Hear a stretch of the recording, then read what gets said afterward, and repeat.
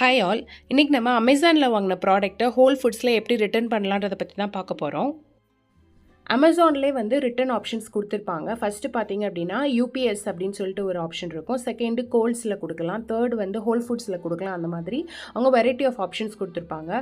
Whole ஃபுட்ஸில் நம்ம return பண்ணுறதுடைய speciality என்ன அப்படின்னா, இன்கேஸ் வந்து நம்ம வாங்கின ப்ராடக்ட்டுடைய பாக்ஸ் வந்து நம்ம மிஸ் பண்ணிட்டோம், அதோடைய லேபிள் மிஸ் பண்ணிட்டோம் அப்படின்னா பிரச்சனையே கிடையாது. நம்ம ஜஸ்ட்டு வந்து நம்மளுடைய ஐட்டமை கொண்டு வந்துட்டு நம்மளுடைய ஃபோனில் இருக்கிற அந்த பார்கோட் இருக்குல்ல, அது மட்டும் ஸ்கேன் பண்ணால் போதும். அவங்களே வந்து ஒரு கவரில் போட்டு ரிட்டர்ன் பண்ணிடுவாங்க.